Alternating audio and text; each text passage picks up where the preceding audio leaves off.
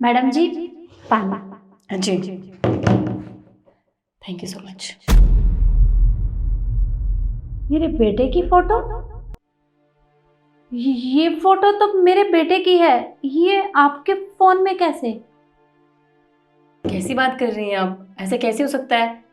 देखिए सुषमा आंटी, मैं आपकी बहुत इज्जत करती हूँ। आप यहाँ पर इतने सालों से काम कर रही हैं, पर इसका मतलब ये नहीं है ना कि आप इस तरह का मजाक करेंगी। वो पति है मेरे, आपके बेटे नहीं है।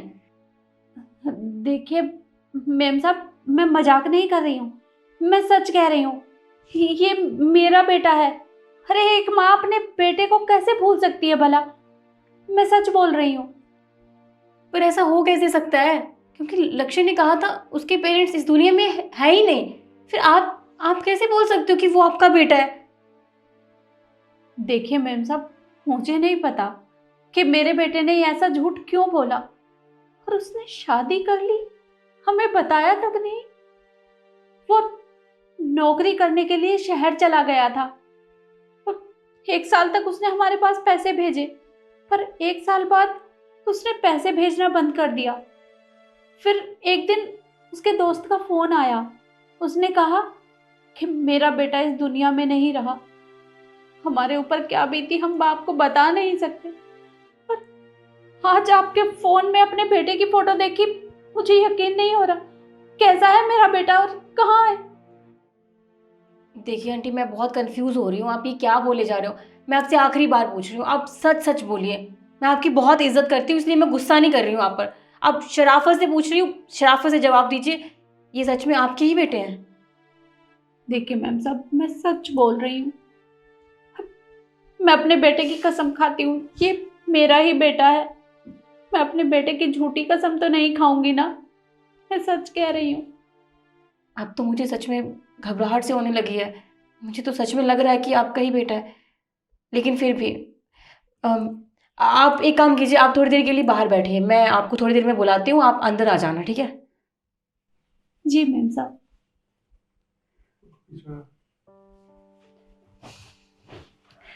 ऐसा कैसे हो सकता है? लक्ष्य ने मुझसे कहा था कि उसके पेरेंट्स इस दुनिया में ही नहीं है। फिर अब तो मुझे उसे बुलाना ही पड़ेगा। हेलो लक्ष्य, ऑफिस में आकर मिलो, थोड़ा अर्जेंट है। क्या हो गया शिखा, तूने मुझे इतना अर्जेंट क्यों बुलाया? क्योंकि मुझे तुम्हें ना एक खास शख्स से मिलवाना है, इसलिए। किसी खास शख्स से मिलवाना है? पर ऐसा तो मेरी नज़रों में कोई नहीं है जिससे मैं नहीं मिला हूँ। सबसे तो मिल लिया हूँ। कोई बात नहीं, तुम खुद मिल लो, पता चल जाएगा। सुषमा आंटी जरा अंदर आना।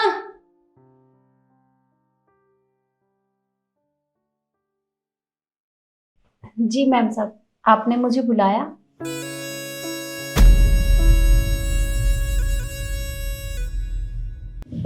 अम्मा,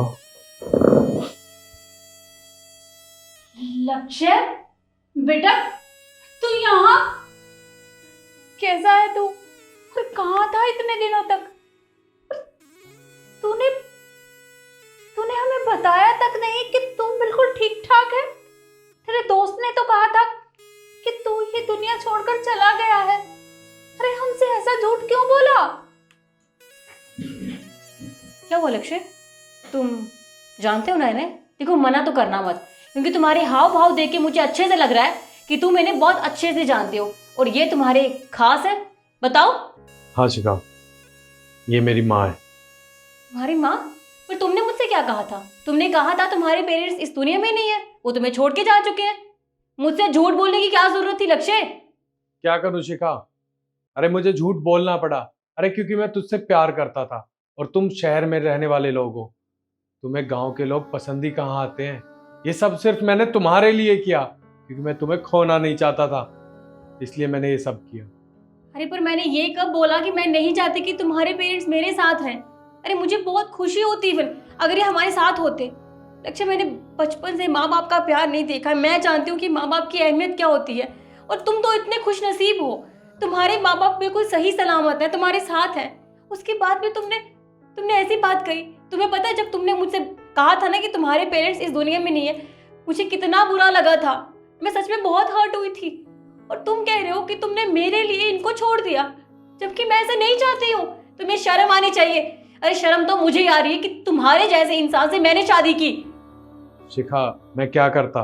अरे यार, मैं तुझे प्यार करता था और मैं तुझे खोना नहीं चाहता था, पर मुझे तेरी बात सुन के ये लग रहा है कि तुझे मेरे माँ बाप से कोई दिक्कत नहीं थी। हाँ, मुझे कोई दिक्कत नहीं है। अरे एक बार पूछ तो लिया होता मुझसे कि मुझे दिक्कत है कि नहीं, पर तुमने इतना बड़ा फैसला नहीं लिया। तुम्हें पता है तुम्हारे ना होने की वजह से तुम्हारे बाबूजी कितने बीमार हो गए। अब सोचो वो तुमसे कितना प्यार करते हैं और तुमने ऐसे इंसान का दिल दुखाया। देखो शिखा, मुझे माफ़ कर दो, मुझसे बहुत बड़ी गलती हो गई। मुझे ऐसे अपने माँ बाप को नहीं छोड़ना चाहिए था, पर मैं क्या करूँ, मुझे तेरी सोच के बारे में कुछ नहीं पता था। मुझे ये सब करना पड़ा क्योंकि मैं तुझे खोना नहीं चाहता था, पर मुझे माफ़ कर दे, मेरे से बहुत बड़ी गलती हो गई। मुझसे क्या माफी मांग रहे हो? अपनी माँ से माफी मांगो। सोचो तुम्हारे बिना उन्होंने कैसे वक्त गुजारा होगा। माफी मांगो उनसे।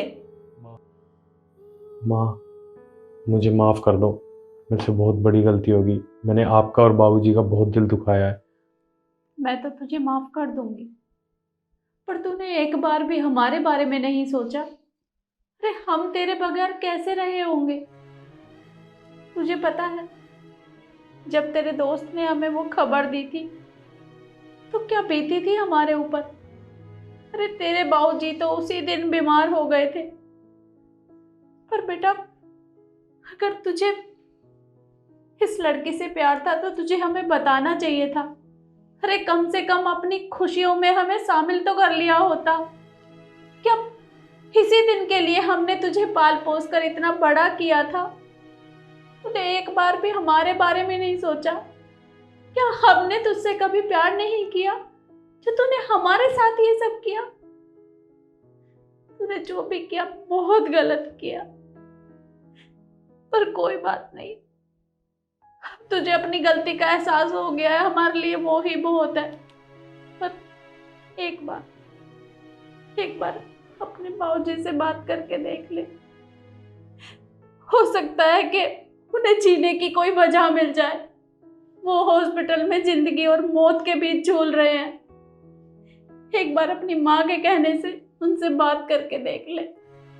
माँ, आपको परेशान होने की कोई ज़रूरत नहीं है, और मैं बाबूजी से फ़ोन पे बात नहीं करूँगा। अब मैं बाबूजी से हॉस्पिटल में ही जाके मिलूँगा। शिखा, चलो। माँ, चलो हम सब साथ चलते हैं। हाँ चलो आइए।